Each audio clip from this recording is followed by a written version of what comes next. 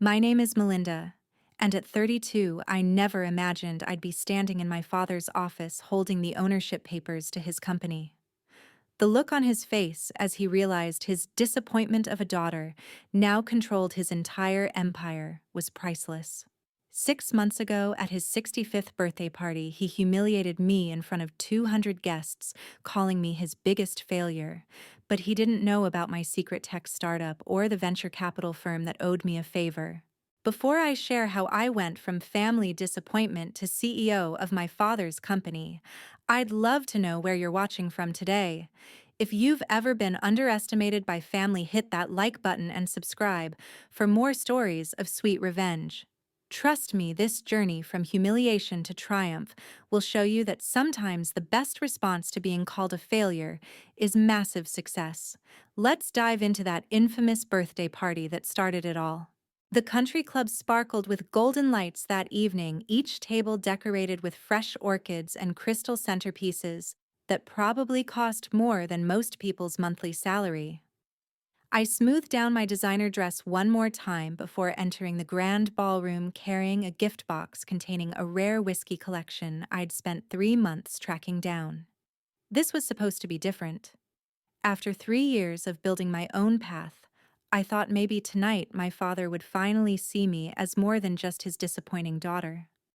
Richard Morrison stood at the center of attention as always.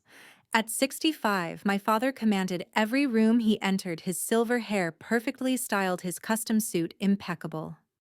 He built Morrison Manufacturing from nothing into a $50 million company, and he never let anyone forget it. Guests lined up to shake his hand, each offering congratulations and barely disguised attempts at networking. I waited my turn, hoping this birthday would mark a new chapter in our relationship. "Melinda, you actually came," my mother Helen said, air kissing my cheek while checking her diamond watch. Her tone suggested she'd lost a bet about my attendance. She wore her usual armor of designer labels and disapproval, her blonde hair frozen in place by enough hairspray to damage the ozone. "Your brother's been here since noon helping set up." Derek even gave a practice run of his speech. It was so moving. Of course Derek was perfect. Derek, who'd never worked a day outside Dad's company, who'd been handed a vice president title at 25, who spent more time on golf courses than in boardrooms. I found my assigned seat at table 12, noticeably farther from the head table than distant cousins and business associates. My husband Tom squeezed my hand under the tablecloth. "Remember, we're just here for appearance," he whispered. "2 hours max, then we can go home and order Thai food." Tom understood. He'd watched me pour my soul into my work while my family assumed I was playing pretend CEO. The dinner progressed with typical Morrison family precision. 7 courses each, paired with wines that cost more than car payments. Between the lobster bisque and the Wagyu beef, various relatives took turns praising my father's success. Uncle Harold told the story about Dad's first big contract for the 100th time. Aunt Patricia gushed about his charitable donations, conveniently forgetting they were all tax write-offs. The whole production felt like a corporate shareholders meeting disguised as a family gathering. Finally, the moment arrived for the birthday toast. Derek stood first, his $1,000 suit barely containing his self-satisfaction. "To the man who taught me everything about business, who showed me that Morrison men are born leaders, who prepared me to carry on our family legacy." He raised his champagne glass high. "Dad, you built an empire, and I promise to honor your vision when I take the helm." The room erupted in applause. Several board members nodded approvingly. I noticed CFO Charles Weatherby whispering to his wife about continuity of leadership. Then my father stood tapping his glass for silence. "Thank you all for celebrating this milestone with me. 65 years, and I've been blessed with success beyond my dreams. A beautiful wife, a son who embodies everything Morrison Manufacturing stands for." He paused, his eyes finding me at table 12. "And my daughter Melinda." Something in his tone made my stomach drop. My daughter, who had every advantage, the best education money could buy, a guaranteed executive position in the family company. And what did she do with these gifts? The room grew quiet. 200 pairs of eyes turned toward me. My cheeks burned as my father continued. She threw it all away to play with computers. 3 years ago, she abandoned her family responsibility to pursue what she calls a tech startup. My daughter, the MIT graduate who could have been our chief technology officer instead, wastes her talents on some internet hobby that has yet to produce a single profitable quarter. Nervous laughter rippled through the crowd. People shifted uncomfortably, but no one defended me. Whoa! While Derek has increased our manufacturing efficiency by 15%, while he's secured contracts worth millions, Melinda sends me quarterly reports about user acquisition and burn rates. She speaks in buzzwords while her brother speaks in profits. My father raised his glass again. So here's to my children, to Derek, the future of Morrison Manufacturing, and to Melinda, my biggest disappointment, who chose Silicon Valley fantasies over family legacy. The silence that followed felt eternal. Tom's hand gripped mine so tightly it hurt. I couldn't breathe, couldn't move, couldn't believe the man who raised me had just destroyed me in front of everyone who mattered in his world. My mother sipped her champagne, studying her manicure. Derek actually smirked, leaning over to whisper something to his girlfriend. Around the room, relatives and business associates exchanged those pitying looks reserved for family failures. "That's enough," Tom said, starting to stand. I pulled him back down. Making a scene would only give them more ammunition. My father wasn't finished. Of course, family is family. When Melinda finally accepts reality and returns to work under Derek's leadership, there'll be a place for her. I've even set aside a small trust fund for when she's ready to admit her mistake and come home. The condescension in his voice made me physically ill. I stood slowly, placed my napkin on the table, and picked up my purse. Every eye tracked my movement as I walked to the head table. I set the gift box containing the rare whiskey in front of my father. "Happy birthday, Dad," I said, my voice steady despite the tears threatening to fall. "Enjoy your party." I turned and walked out, my heels clicking against the marble floor, each step echoing in the silent ballroom. Tom caught up with me in the parking lot. I was shaking rage and humiliation, battling for dominance. "How dare he?" I whispered, then screamed it. "How dare he?" Tom held me while I sobbed, angry tears ruining my carefully applied makeup. He has no idea what I've built. He's never even asked about my company. He just assumes because I'm not making industrial widgets that I'm playing games. "He'll regret this," Tom said, his usually gentle voice hard with anger. "When he finds out what NetFlow really is, what you've actually accomplished, he'll eat those words." I pulled back, wiping my eyes. Something had crystallized in that moment of public humiliation. "No," I said. "He won't regret the words. He'll regret everything. He wants to see me as a disappointment." "Fine. Let's see how he feels when his biggest disappointment owns his precious company." Tom studied my face. "You're serious?" It wasn't a question. Dead serious. He thinks I'm playing with computers. He has no idea what's coming. As we drove away from the country club, leaving behind the glittering celebration of my father's success, I was already planning his downfall. He'd given me the greatest gift of all that night, the burning motivation to prove him spectacularly, devastatingly wrong. What my father didn't know could fill a warehouse, starting with the fact that my internet hobby had generated $12 million in revenue last year.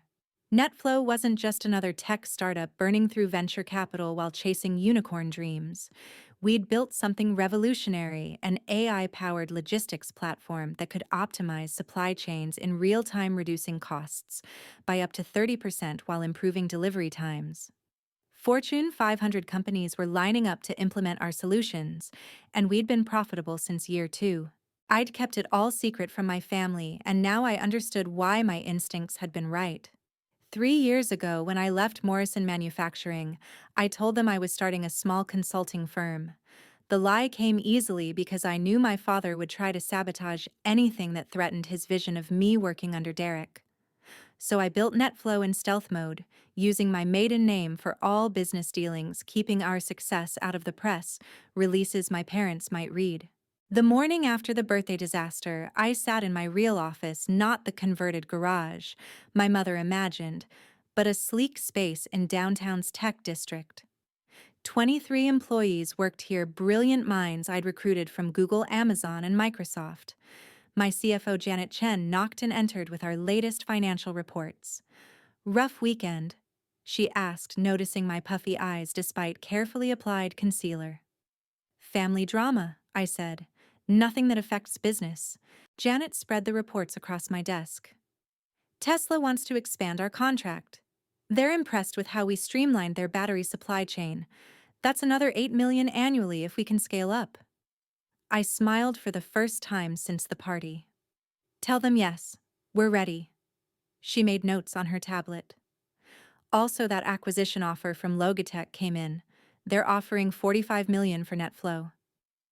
The number should have thrilled me. 6 months ago, it would have. Now I had bigger plans. "Decline it," I said. Janet raised an eyebrow. "That's nearly 4 times our annual revenue. May I ask why?" I turned to face the windows overlooking the city. Somewhere across town, my father was probably sitting in his outdated office reviewing contracts on paper while his computers gathered dust. "Because we're going shopping ourselves. I want you to quietly research Morrison Manufacturing. Financial health, market position, vulnerabilities, everything." Tom found me that evening in our home office surrounded by Morrison Manufacturing annual reports and industry analyses. "You weren't kidding about buying his company," he said, setting down a cup of tea. "How bad is it?" I showed him the numbers. "Worse than I imagined. They've lost 3 major contracts in the past 18 months, all to competitors using AI logistics systems. Dad's refusing to modernize, claims that real manufacturing doesn't need fancy algorithms. Their stock is down 22% year over year." I continued. "Board members are getting nervous. And here's the interesting part." I pulled up a confidential report Carol, my father's longtime assistant, had sent me years ago when I still worked there. "Derek's been bleeding the company dry. Expensive trips, questionable entertainment expenses, contracts awarded to friends who kick back to him. Dad knows but covers it up because Derek's his golden boy." Tom whistled low. "How much debt is Derek carrying personally?" I'd done that research too. "Conservative estimate 2 million. But my sources in Vegas say it's closer to 3. He owes the wrong people, Tom. The kind who break legs first and ask questions later." My husband shook his head. "Your father has no idea his chosen successor is a liability." "Oh, he knows," I said. "He just can't admit he bet on the wrong child." The next morning, I met Sandra Chen at her private club. Sandra ran one of Silicon Valley's most successful venture capital firms, and she owed me everything. 2 years ago, my algorithm had identified a critical flaw in one of her major investments, saving her $50 million. She'd been trying to repay the favor ever since. "Melinda Morrison," she said, using my married name with a knowing smile. "Though I believe you go by Chen in business circles. Smart move keeping identities separate." "I need your help, Sandra," I said after we'd ordered lunch. "I want to execute a hostile takeover of Morrison Manufacturing." Sandra nearly choked on her wine. "Your father's company. The same father who just publicly humiliated you at his birthday party." News traveled fast in our circles.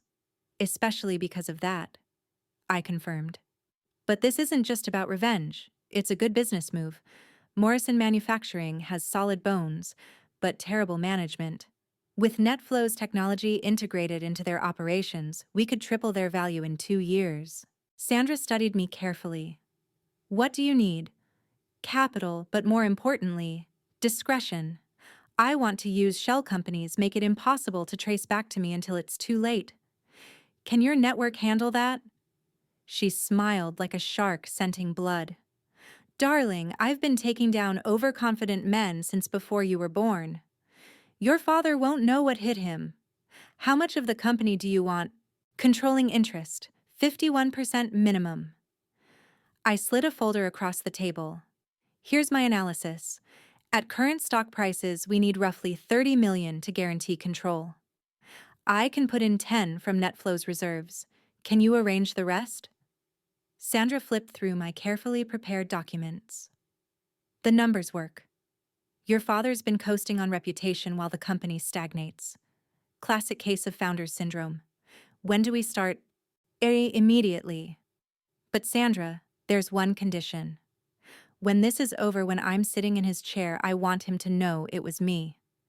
Not at first let him sweat about unknown corporate raiders, but eventually I want to see his face when he realizes his disappointment of a daughter took everything. Sandra raised her glass. To poetic justice and profitable revenge. We clinked glasses, sealing the deal that would destroy my father's world. That night, I found an old photo from my MIT graduation. My father stood beside me, actually smiling, possibly proud. That was before I'd dared to have my own dreams, before I'd chosen innovation over tradition. I traced his face in the picture. "You should have believed in me, Dad," I whispered. "You should have asked about my company, should have wondered why I was so confident walking away from yours. But you were too busy seeing what you wanted to see. A disappointing daughter playing with computers." I set the photo face down and opened my laptop. Time to show Richard Morrison what disappointment really looked like. The irony wasn't lost on me that I'd used the very technology he mocked to destroy him. Every algorithm he dismissed, every innovation he ignored, would be his downfall. The man who built an empire on old-school principles was about to learn that in today's world, the geek inherited the earth. My phone buzzed with a text from Carol. "Your father's scheduling an emergency board meeting. Heard the directors asking hard questions about Derek's expenses. Thought you should know." I smiled. The first domino was already wobbling. All I had to do was give it a push and watch the whole line fall. My father had called me his biggest disappointment. Soon I'd be his biggest problem. 2 weeks after the birthday humiliation, my phone rang at 7 in the morning. Mother's name flashed on the screen, unusual since Helen Morrison never called before her third mimosa. "Melinda, darling." Her voice dripped with fake sweetness. "I've been thinking about your father's speech. Perhaps he was too harsh. You know how men get about their legacy. Why don't you come for lunch, just us girls?" Every instinct screamed trap, but I needed intelligence on the family's movements. "Sure, Mom, noon at the club." I arrived to find her already 3 drinks in, her mask of composure slipping. "You look tired, sweetheart. Is your little company keeping you too busy? I worry you're working too hard for something that might not pan out." There it was, the fishing expedition. "NetFlow is doing fine, Mother. Thanks for asking." She leaned forward, her Botoxed forehead attempting concern. "But are you financially stable? Your father mentioned you hadn't drawn a salary in months. If you need money—" "I don't need money," I said carefully. "The company's funded through venture capital." Her eyes sharpened. "Oh, anyone we know? Your father has connections everywhere. He could make some calls, ensure you're not being taken advantage of." Now I understood. They wanted to know who was backing me, probably to sabotage those relationships too. Just standard Silicon Valley investors, Mom. No one Dad would know. She pressed harder over the appetizer course. "What kind of revenue are you generating?" "Your father says tech companies often inflate their numbers. He's worried you're in over your head." Every question revealed their strategy: gather intelligence to use against me. "We're doing adequately," I said, giving her nothing. "Though I appreciate Dad's sudden concern for my business." He's always been concerned," she lied smoothly. "In fact, he asked me to extend an olive branch. Come back to Morrison Manufacturing and he'll create a special position for you. Reporting directly to Derek, of course, but with real responsibility." I almost laughed. They were trying to bring me back under their control, probably because someone had finally told them what NetFlow actually was. "That's generous," I said, playing along. What prompted this change of heart? She fidgeted with her tennis bracelet. Well, Charles Weatherby mentioned seeing NetFlow featured in some industry publication. Something about revolutionary logistics solutions. Your father thought perhaps your experience could benefit the company. There it was. They'd finally Googled my company and realized their mistake. That evening, Carol called with urgent news. Melinda, I probably shouldn't tell you this, but I found something while filing old correspondence. Her voice was hushed, probably calling from the office bathroom. Last year, when you were trying to close that deal with Samsung, your father sent letters to their board. He claimed NetFlow was unstable, that you had a history of abandoning projects, that investing with you was risky.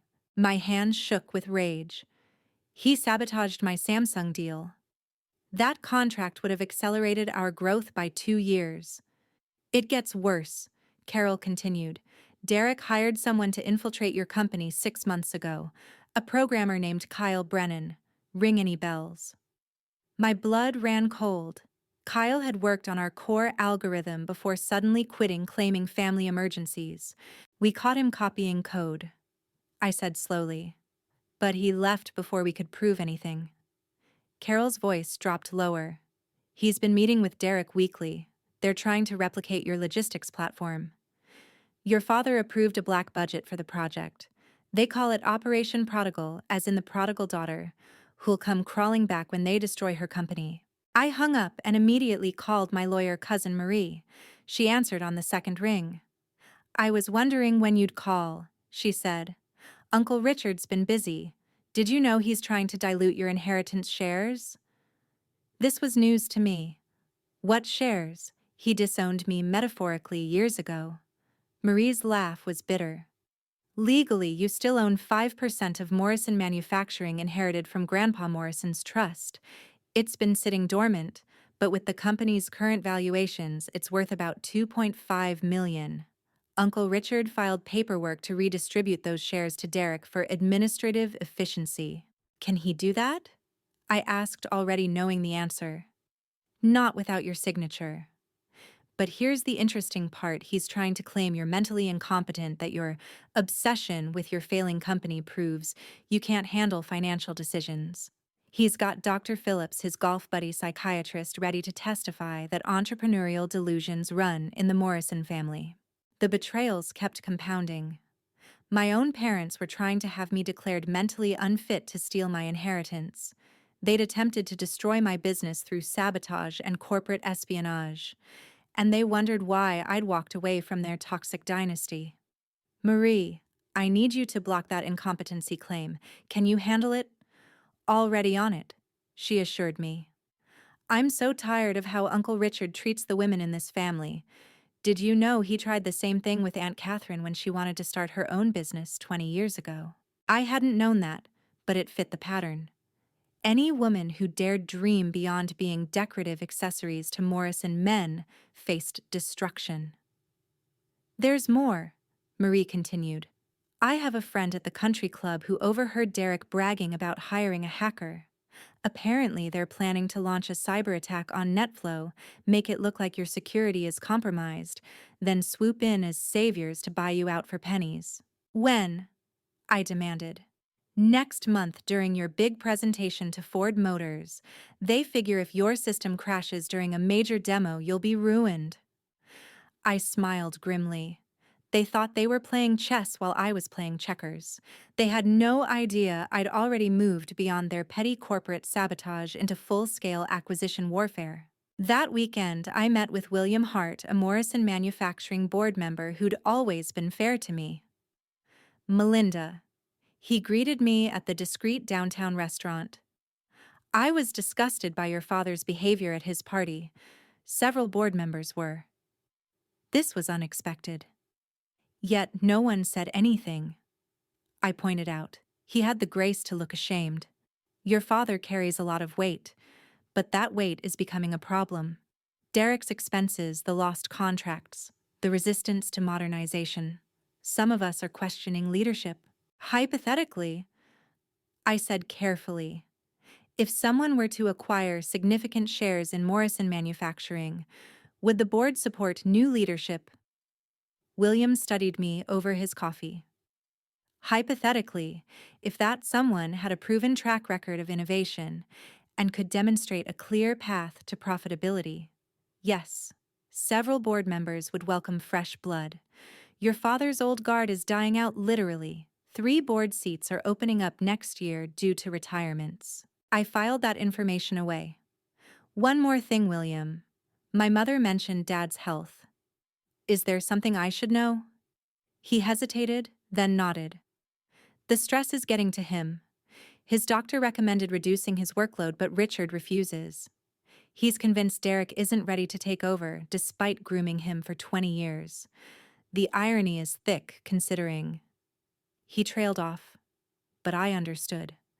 The chosen son was failing while the discarded daughter thrived. As I drove home, I considered the full scope of my family's betrayal. It wasn't just the public humiliation or the casual cruelty.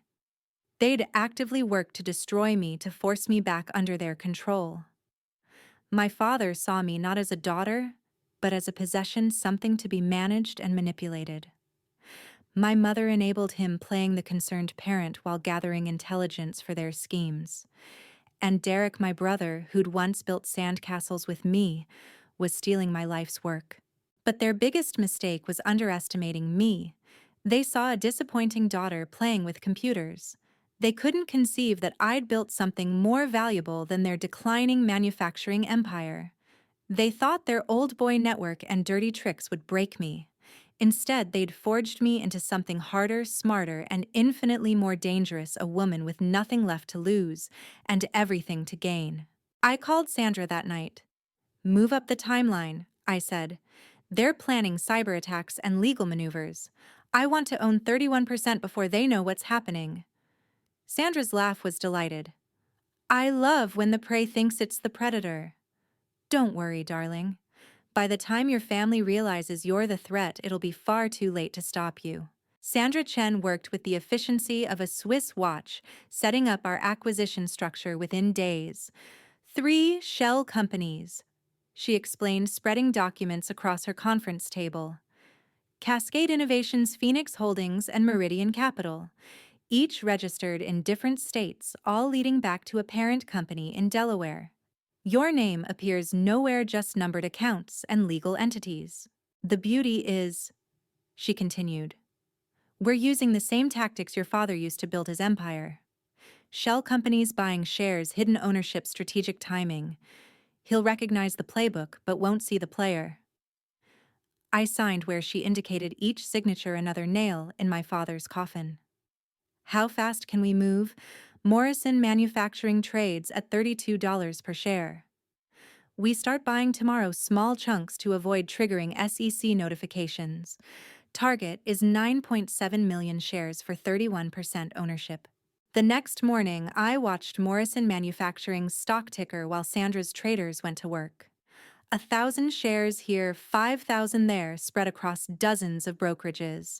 The price barely moved, just normal market fluctuations. Meanwhile, I received panicked texts from my former NetFlow employee, Kyle Brennan. Know what you're doing. Please don't prosecute. Have family to feed. I forwarded everything to my legal team. Let him sweat. Carol called with an update from inside Morrison Manufacturing. Your father's distracted by Derek's latest disaster. He got caught using the company credit card at the Bellagio. $50,000 in one night. The board's asking questions. This was better than I'd planned. While my father scrambled to cover Derek's tracks, our shells accumulated shares like a rising tide. By the end of week 1, we owned 12% of Morrison Manufacturing. The market hadn't noticed, but institutional investors were starting to whisper. Someone was accumulating shares, but who I planted myself at industry events, maintaining my cover as the struggling startup founder. When Morrison executives approached, I played the part perfectly. Considering your father's offer, Charles Weatherby asked at a conference, NetFlow needs all my attention, I replied with practiced exhaustion. Though Dad's offer is tempting. He bought it completely. Then Derek provided an unexpected gift. A video surfaced on social media him at a Vegas pool party, bragging about skimming from Morrison contracts. My old man's too proud to check the books closely. He slurred, surrounded by people who definitely weren't business associates. I've got side deals with half our suppliers. They charge extra kickback to me. Everyone wins except the shareholders. I made sure financial reporters received the video within hours. Morrison Manufacturing heir admits to embezzlement hit the business news by market open. The stock dropped $8 in morning trading. Sandra's traders pounced, scooping up panicked sellers' shares at discount prices. My father issued a statement calling the video taken out of context and youthful indiscretion. But the damage was done. Beautiful work, Sandra called. We're at 19%. But Richard's getting suspicious. He's hired Morrison Analytics to identify major shareholders. I wasn't worried. Our shell structure would take weeks to unravel, and I had more ammunition. Release the efficiency reports, I told her.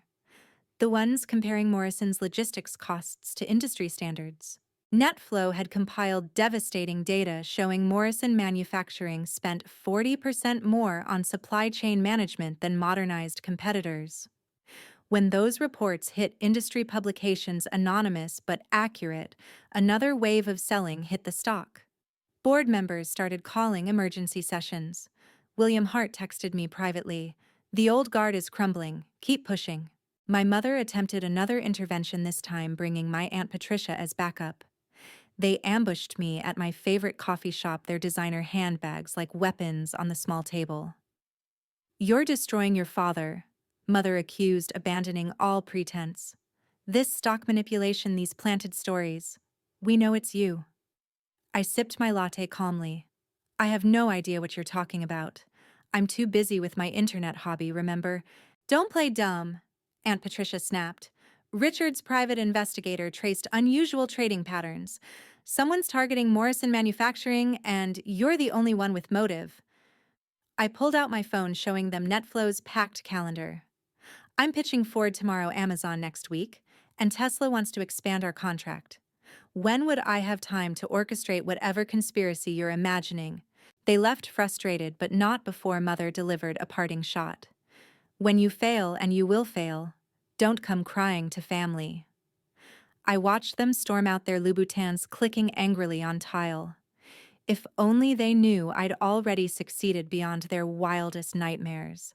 23% ownership and climbing. Their family was about to become my subsidiary. The Ford presentation became my masterpiece of misdirection. While Derek prepared his cyber attack on NetFlow's servers, I delivered my pitch from backup systems he didn't know existed. Our demonstration ran flawlessly, impressing Ford's executives so much they signed an exclusive contract worth $20 million annually. The press release hit the same day Morrison Manufacturing announced another quarterly loss. "Your father's called in favors," Carol reported. "He's trying to arrange emergency financing to buy back shares, but the banks are skeptical.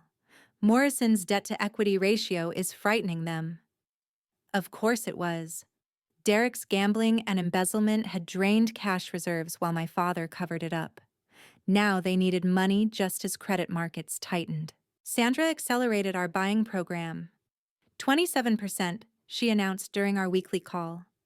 "Your father's also attempting a poison pill defense, trying to issue new shares to dilute ownership, but he needs board approval, and William Hart is stalling the vote." My inside ally was earning his future position. "How's our cash position?" I asked. "Comfortable." The Ford deal impressed my partners. They're willing to increase credit lines if needed. Then came the desperate moves. My father filed an injunction claiming market manipulation, alleging a conspiracy to artificially depress Morrison stock. The judge reviewing the evidence found none. Every negative story about Morrison Manufacturing was factually accurate, every trade legally executed. "The plaintiff seems to be confusing legitimate market activity with persecution," the judge noted dismissively. Meanwhile, Derek's situation spiraled. His loan sharks, tired of waiting, sent representatives to Morrison Manufacturing headquarters. Security footage showed two large men in suits politely but firmly asking to see Derek Morrison. He hid in his office for 3 hours before fleeing through the loading dock. The imagery of Morrison's heir running from creditors spread through business circles like wildfire. My father tried one last power play. He announced a special dividend payment to shareholders, hoping to attract buyers and drive up the price. It backfired spectacularly. Paying dividends while losing money screamed desperation to analysts.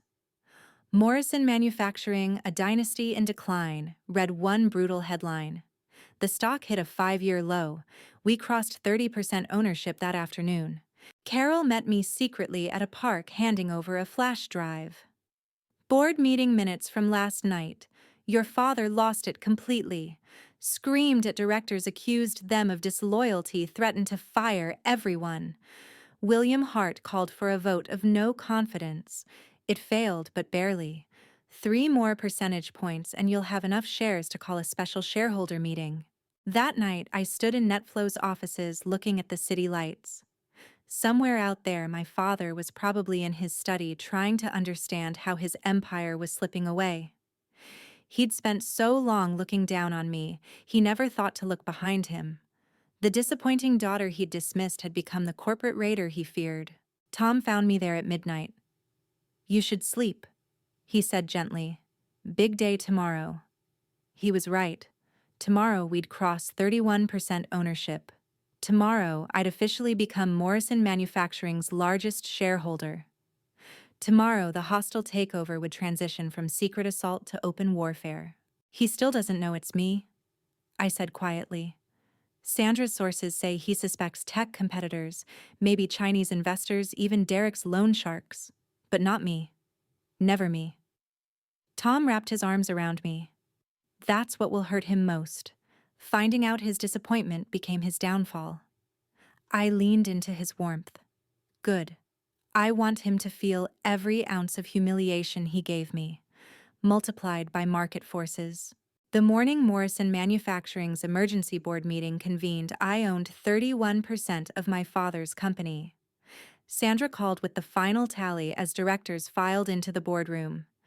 Congratulations, you're officially the largest shareholder. Ready for the reveal?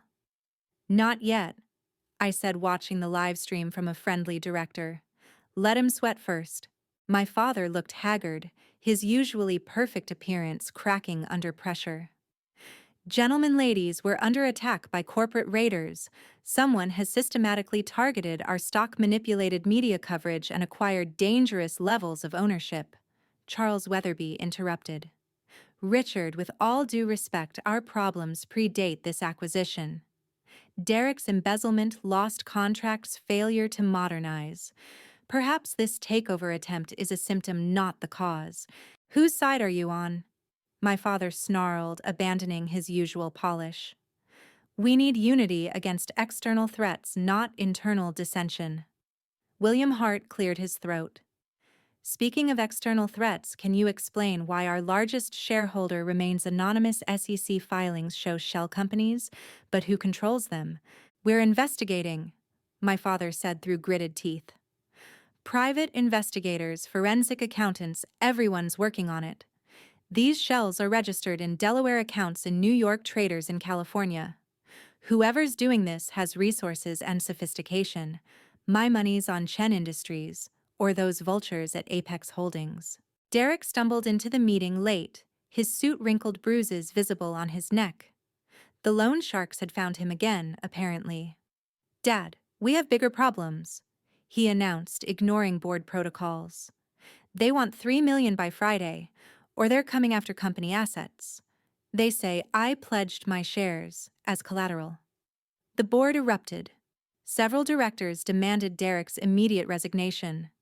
Others questioned how personal gambling debts could threaten corporate assets. My father's face turned purple. This is a private family matter, he roared. We'll handle it without board interference. Like you handled his embezzlement, William asked pointedly. Richard, your son, is a liability. Your refusal to act is endangering shareholder value. The meeting devolved into shouting matches, alliances fracturing in real time. I chose that moment to strike. Sandra executed purchase orders for another 8% of shares, timed perfectly, as panicked investors fled the chaos. By market close, Cascade Innovations and its sisters owned 39% of Morrison Manufacturing. The filing hit SEC databases at 4:59 p.m., too late for my father to respond before markets closed. His first call came at 5:03. "Who are you?" he demanded when I answered, not recognizing my voice through his rage. "Just a concerned shareholder, Mr. Morrison," I replied calmly. "Someone who believes your company has tremendous potential under proper leadership." "Extortion," he spat. "That's what this is. How much to make you go away?" "I'm not interested in money," I said truthfully. "I'm interested in transformation." Morrison Manufacturing could triple its value with modern logistics systems, AI optimization, strategic restructuring. All things you've resisted, preferring nepotism and tradition over innovation. He hung up, probably to scream at investigators who still couldn't penetrate our shell structure. That evening, my mother appeared at NetFlow's office's security, calling up nervously. "There's a Helen Morrison here, says it's urgent." I had her brought to the conference room, curious about this breach of territory. She entered like visiting enemy territory, her designer armor slightly tarnished. "I know it's you," she said without preamble. "The shells, the timing, the focus on Derek's failures. This is personal."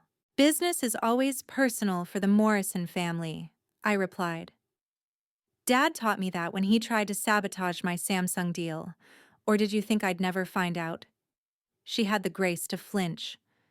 "That was regrettable.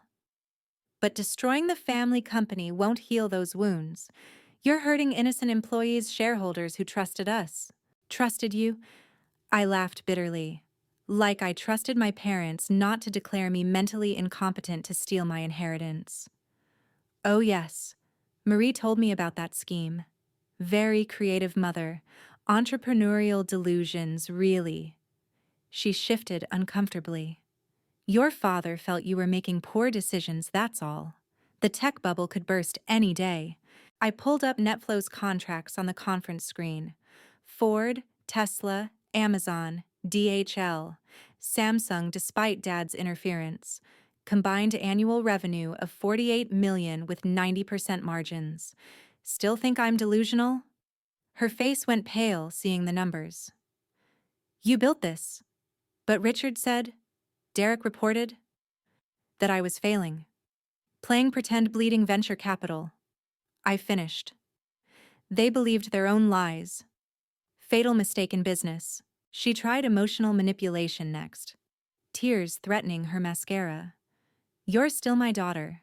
Still family. We can work this out privately. Your father would consider bringing you back, perhaps even as co-CEO with Derek." I almost admired her persistence. "Derek won't be employed anywhere once the SEC finishes investigating his embezzlement. As for working with Dad, that ship sailed when he called me his biggest disappointment in front of 200 people. He didn't mean it," she pleaded. "You know how he gets about legacy, about the Morrison name." "Oh, he meant it," I said. "And he was right. I am a disappointment to him. I disappointed his expectations that I'd submit quietly. I disappointed his assumption that women can't build empires. Most of all, I disappointed his belief that he could control me forever." Security filmed her leaving, which proved useful when she accused me of theft 2 days later. "My daughter stole confidential Morrison documents," she told reporters. "Corporate espionage, probably illegal surveillance. We're pressing charges." My lawyers responded with recordings of her attempting to steal my childhood trust fund through fraudulent power of attorney. She retreated quickly after that. My father's desperation manifested in increasingly wild accusations. He claimed I was fronting for foreign investors, violating national security. When that failed, he suggested I was mentally unstable. My takeover attempt, proof of bipolar disorder. Dr. Phillips, his pet psychiatrist, made the rounds on business shows diagnosing me from afar, until my lawyers threatened his medical license. Then came Derek's spectacular implosion. Cornered by creditors and investigators, he held a press conference outside Morrison headquarters. High on something sweating through his suit, he confessed to everything. The embezzlement, the kickback schemes, even the attempted corporate espionage against NetFlow. My father knew, he rambled. Covered it all up. Said Morrison men protect each other. Even hired someone to steal my sister's code because she was making us look bad. The live stream went viral within hours. Morrison meltdown trended nationally. My father's response was to fire Derek publicly, claiming shock at his son's betrayals. Nobody believed him. William Hart called an emergency board meeting for Monday morning. Richard needs to explain himself. He texted me. Several directors are ready to remove him. Your moment is coming. Sandra reported unusual activity in Morrison's accounts. Your father's liquidating personal assets. Real estate, art collection, even your mother's jewelry. He's trying to buy enough shares to block you, but the math doesn't work. At current prices, he'd need $150 million. He might have $40 million liquid maximum. The final indignity came from the loan sharks. Tired of chasing Derek, they filed liens against Morrison Manufacturing assets based on his pledged shares. Legal complexity aside, the optics were devastating. Morrison Manufacturing, once a symbol of American industrial might, was now entangled with Vegas criminal elements. The stock price hit historic lows. I stood ready to reveal myself as the mystery shareholder when Carol called with urgent news. Your father's had a mild heart episode. Not a full attack, but chest pains, shortness of breath. He's at Presbyterian Hospital stable, but stressed. The doctors warned him about his blood pressure. For a moment, just a moment, I felt my resolve waver. Then I remembered every humiliation, every betrayal, every attempt to destroy what I'd built. I'm sorry to hear that, I told Carol. Please keep me informed. But I didn't halt the takeover. If anything, his health scare accelerated my timeline. Morrison Manufacturing needed stable leadership, not a CEO who might collapse during board meetings. The company deserved better than the chaos my father created through favoritism and denial. That weekend, I met with 5 independent board directors at a private club. The Monday meeting will be decisive, William Hart explained. Either Richard provides a clear succession plan that doesn't involve Derek, or we vote no confidence. The mystery shareholder's identity needs revealing too. The uncertainty is killing market confidence. You'll have both answers Monday. I promised. New leadership and full transparency about ownership. They exchanged glances, probably suspecting but not quite believing. You, Director Patricia Chen asked, the prodigal daughter returns? I smiled. Something like that, though I prefer to think of it as the disappointment making good on her potential. Sunday night, I couldn't sleep. Tom held me as I stared at the ceiling, mind racing through tomorrow's revelations. He'll never forgive me, I said quietly. For taking his company, for proving him wrong, for being better than Derek at everything he values. Tom kissed my forehead. Do you need his forgiveness? No, I realized. I need my own. For letting him make me feel worthless, for hiding my success, for playing small to protect his ego. Tomorrow I stop apologizing for being exceptional. As dawn broke Monday morning, I dressed carefully. Not the submissive daughter costume I'd worn to his birthday, but the armor of a CEO. Designer suit, subtle jewelry, an aura of quiet power. I looked in the mirror and saw not Melinda Morrison, the disappointment, but Melinda Chen, the conqueror. My father was about to learn what happened when you called a brilliant woman a failure. She proved you wrong by taking everything you valued. Tom drove me to Morrison Manufacturing headquarters, where reporters already gathered, sensing blood in the water. Ready? He asked. I squeezed his hand, thinking of every slight, every sabotage, every moment my father chose Derek over merit. I've been ready for 6 months, I said. Time to show Richard Morrison what disappointment really looks like.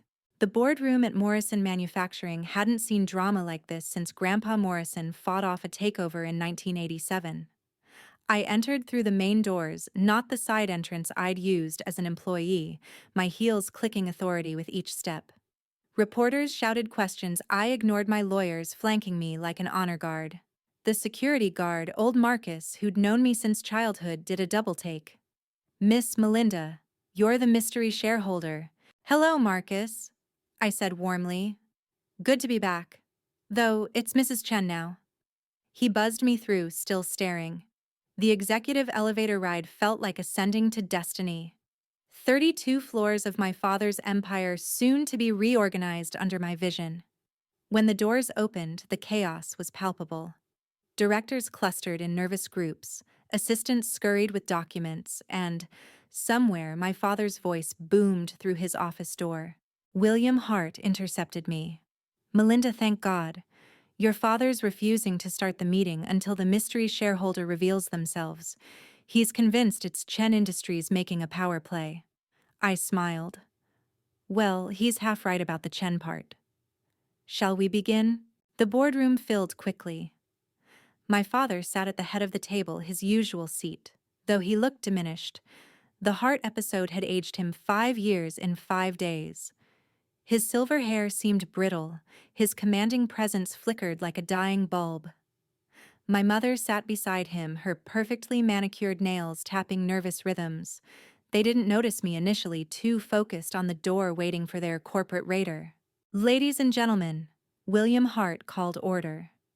"We're here to address ownership concerns and leadership questions.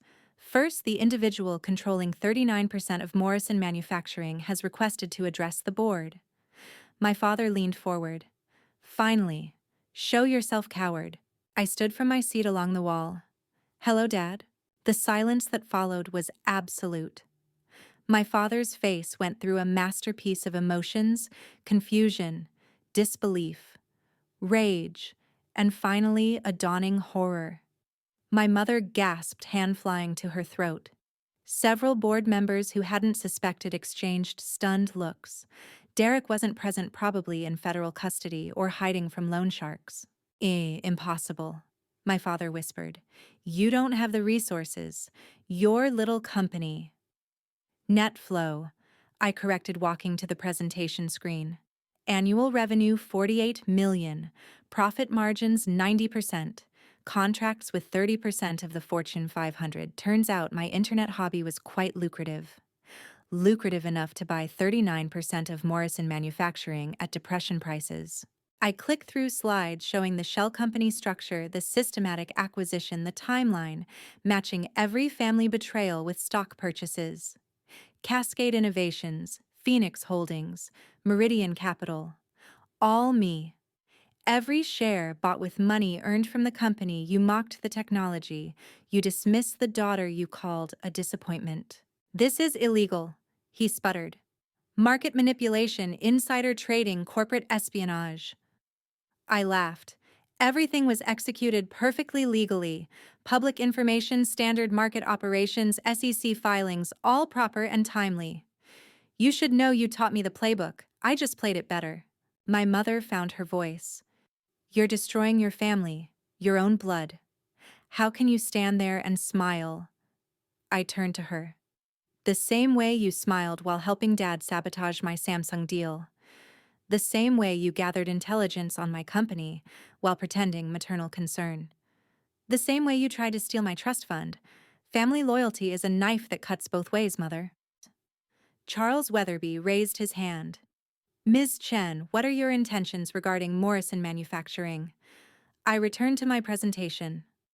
"Complete restructuring, integration of NetFlow's AI logistics platform, modernization of supply chain management. Conservative estimates project 300% value increase within 24 months. Morrison Manufacturing will either evolve or die. I choose evolution." "You know nothing about manufacturing," my father roared, finding his anger. "This is real industry, not your Silicon Valley fantasies. We make things that matter, not algorithms and apps." I pulled up comparative analyses. Your competitors using AI logistics have cut costs by 35%. Morrison's lost 40% market share in 5 years. Your rejection of technology isn't principled, it's suicide, but you were too proud to see it, too stubborn to adapt. William Hart interrupted. The board needs to vote on leadership. Richard, given recent events, Derek's criminal investigation, and ownership changes, do you have a succession plan? My father's jaw worked soundlessly. His chosen heir was facing federal charges. His backup plan had just bought his company. I need time, he managed. The company needs stability. Stability. I laughed. You covered for Derek's embezzlement. You let personal gambling debts entangle with corporate assets. You rejected modernization out of pure ego. You're not stability, Dad. You're entropy in an expensive suit. Several directors nodded agreement. The tide had turned before I'd even called for a vote. Motion for vote of no confidence in current leadership. Director Patricia Chen announced. Seconded. 3 voices said simultaneously. My father looked around wildly, seeing former allies abandon ship. You can't do this. I built this company. My name is on the building. Actually, I said quietly, it's Grandpa Morrison's name. He built the foundation you're crumbling. The vote was swift and brutal. 12-3, no confidence. My father was effectively removed as CEO pending shareholder ratification. He slumped in his chair, the weight of defeat crushing his shoulders. But I wasn't done. Motion to elect Melinda Chen as interim CEO, William Hart proposed. Seconded. Another vote, another landslide. 10-5, I was now running my father's company. You planned this. My father said, his voice broken. Every move, every manipulation. You're not my daughter. My daughter was sweet, obedient, she understood family loyalty. I gathered my documents, my new company's future. Your daughter was brilliant, ambitious, and desperately seeking approval you'd never give. So she became something else. Someone who doesn't need your validation. Someone who takes what she deserves. My mother wept dramatically, mascara running in designer streams. How can you sleep at night, knowing you've destroyed your father? I paused at the door. Better than I slept the night he called me a disappointment. Better than when you helped him sabotage my dreams. Significantly better than Derek sleeps running from loan sharks and federal agents. Security arrived to escort my parents out, standard procedure for leadership transitions. My father turned for one last word. I'll fight this. Every court, every appeal. You'll never really own Morrison Manufacturing. The board will see their mistake. The shareholders will revolt. You'll fail just like I always knew you would. Maybe, I acknowledged. But if I fail, it'll be attempting something bold, not clinging to yesterday's glory while the world changes around me. If I fail, at least I'll fail forward, not backward like you. He had no response to that, shuffling out like the deposed king he was. The remaining board meeting was productive. We outlined transition plans, scheduled announcements, arranged press conferences. Every director had questions about net flow integration, modernization timelines, cultural transformation. I answered with confidence, born from 3 years building something from nothing, 3 years proving every doubter wrong. That night, I sat in my father's former office, now mine. The furniture would go along with the dusty awards and faded photos of glory days. But I kept one picture: Grandpa Morrison breaking ground on the original factory. He'd built something from nothing, too, understood innovation and risk. He would have understood me, I thought. Carol knocked and entered with champagne. I've waited 20 years to see someone stand up to him, she said, pouring 2 glasses. Your grandfather would be proud. He always said the company needed fresh blood, new ideas. Richard never listened. We toasted to new beginnings and old endings. Tom arrived as the sunset painted the office gold. How does it feel? He asked, surveying my new domain. Like justice, I said. Like vindication. Like the end of one story and beginning of another. He pulled me close. No regrets. I thought of my father's broken expression, my mother's tears, Derek's destruction. None. They made their choices. I made mine. The difference is I chose to build while they chose to tear down. Now I get to build something better from their ruins. 6 months later, Morrison Manufacturing's transformation was nothing short of miraculous. The stock price had doubled, then tripled as NetFlow's integration revolutionized operations. We'd won back lost contracts and secured new ones from companies impressed by our technological leap. The financial press called it the Morrison Miracle, though I preferred the disappointment's vindication. I kept my promise to modernize everything. The executive floor's dark wood paneling gave way to open collaborative spaces. Ancient computers were replaced with cutting-edge systems. Most importantly, the culture shifted from nepotism to meritocracy. Promotions based on performance, not last names. Innovation rewarded over tradition. The company breathed again after decades of slow suffocation. Carol, now Chief Operations Officer, knocked on my glass-walled office. "Your father's here. He's requesting a meeting." I wasn't surprised. His lawyers had exhausted every appeal, every challenge. The courts upheld my takeover as brilliantly legal. His fortune, heavily invested in Morrison stock, had actually tripled under my leadership. He was richer than ever, but powerless, which probably hurt more than poverty would have. "Send him in," I decided. He entered slowly, looking older but healthier. The forced retirement had apparently agreed with him despite his initial rage. "Melinda," he said formally, sitting across from my desk, "the company looks different." "It is different," I replied.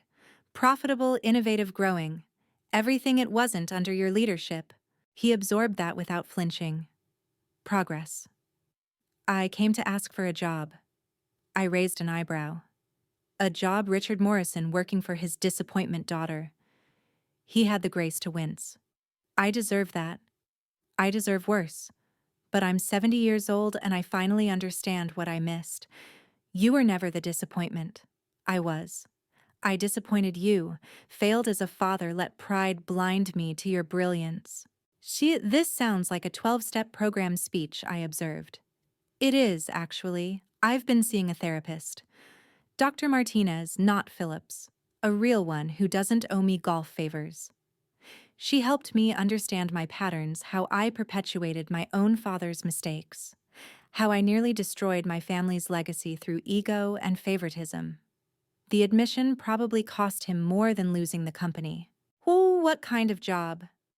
I asked, curious despite myself. "Whatever you'll give me. Consultant advisor, mailroom clerk. I need purpose, Melinda. And maybe if I work hard enough, I can earn something I never bothered to before your respect." The mighty Richard Morrison reduced to asking for entry-level employment. The poetry was almost too perfect. I made him wait while reviewing reports. "Finally, there's a position in logistics analysis. Entry-level reporting to a 25-year-old MIT grad named Sanjay. You'll be implementing the AI systems you once mocked. Starting salary is 70,000 standard benefits. Interested?" His eyes widened at the deliberate reversal working under someone my age in the field he'd dismissed, but he nodded. "When do I start?" Derek's story followed a different path. After 18 months in minimum security prison for embezzlement, he emerged humbled and broke. The loan sharks had been handled through FBI cooperation, but Derek's reputation was permanently destroyed. No corporate board would touch him. He worked construction, now honest labor that paid his restitution and taught him actual work ethic. "He wants to see you," my mother informed me during one of our rare lunches. She'd adapted better than expected, finding purpose in charity work once her shopping budget disappeared. "Derek's been sober 2 years, attends GA meetings religiously. His sponsor thinks family reconciliation would help." I considered it. Maybe next year. "He needs to prove change is permanent, not performative." She nodded, sipping water instead of wine. "I owe you an apology, too. I was so invested in being Mrs. Richard Morrison, I forgot to be your mother. I chose status over daughter appearances over authenticity. I'm sorry, Melinda. The words sounded foreign from her lips but genuine. Losing everything had forced my family to find themselves. I accept your apology, I said, but forgiveness is earned through changed behavior, not words. Keep doing the work, Mom. Keep choosing growth over comfort.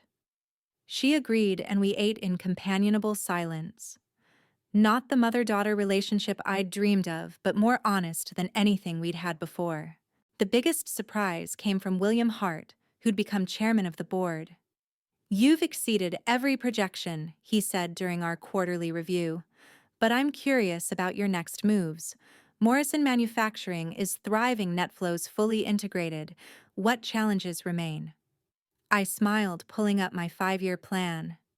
Acquisitions. 3 competitors are struggling with modernization. With our systems, they could be profitable within 18 months. Building an empire, he asked. Building a legacy, I corrected. One based on innovation and merit, not nepotism and tradition. Grandpa Morrison would understand. Success is the best revenge, but sustainable success is even better. It proves the victory wasn't luck or spite, but genuine superiority. My father, 3 months into his analyst position, had become Sanjay's best student. His weekly reports showed growing understanding of the technology he'd dismissed. He actually suggested an improvement to the routing algorithm yesterday, Sanjay told me. Minor, but clever. He's learning. I felt unexpected pride. Maybe old dogs could learn new tricks if humbled sufficiently. Tom and I celebrated our anniversary at the country club where everything began. Different crowd, now my father's old guard replaced by diverse innovators. To think, Tom mused, a year ago you were the family disappointment. Now you're the family empire. I laughed. Empires built on revenge rarely last, but empires built on excellence, those endure. So, you've forgiven them? He asked. I've moved past needing their approval, I clarified. Forgiveness implies they had power to hurt me. They don't anymore. They're just flawed people who made terrible choices. I can work with that reality without bitterness consuming me. Growth meant releasing the anger that fueled my takeover, keeping only the ambition it revealed. The transformation was complete when my father earned his first promotion. Not through nepotism, but merit, designing a distribution system that saved millions. Congratulations, I said, signing his advancement paperwork. Thank you, he replied, then added quietly, I'm proud of you, Melinda. Not for taking the company, but for making it better than I ever could. Strange how those words, so desperately sought in my youth, meant so little now. His pride was nice, but unnecessary. I'd found something better than parental validation, self-worth, built on actual achievement. The disappointment had become the success story, not to prove him wrong, but to prove myself right. Standing in my office as sunset painted the city gold, I reflected on the journey. From public humiliation to private triumph, from family betrayal to corporate victory. The sweet taste of revenge had evolved into something richer, the satisfaction of building something extraordinary from someone else's ruins. My father had called me his biggest disappointment. In the end, I'd become his greatest teacher. Morrison Manufacturing now led the industry in innovation and efficiency. NetFlow's technology had revolutionized American manufacturing. My family, broken by greed and pride, was slowly healing through humility and work. Not the fairy tale ending some might want, but the realistic conclusion life offers: progress, not perfection. I thought about that birthday party, the champagne toast that shattered my world. To Melinda, my biggest disappointment. How those words had burned. Now they felt like baptism by fire, forging something stronger from weakness. Every entrepreneur needs a catalyst. Mine just happened to wear an expensive suit and share my DNA. Thank you, Dad, I whispered to the city lights, for showing me exactly who not to become. for teaching me that disappointment is just another word for exceeded expectations, for proving that the best revenge isn't destruction, but transformation. You gave me the greatest gift that night, the fury to build something better. The office phone rang. Another opportunity, another mountain to climb. I answered with confidence earned through conquest.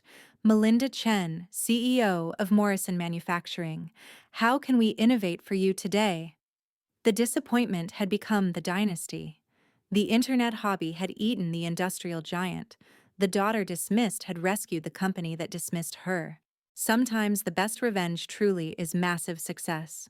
What would you do if your own family called you a failure in front of everyone? Have you ever been underestimated by people who should have believed in you? I'd love to hear your stories in the comments below.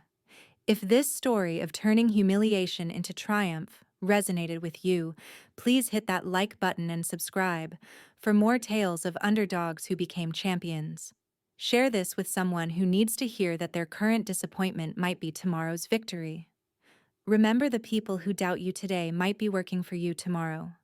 Thank you for watching, and may your revenge be your success.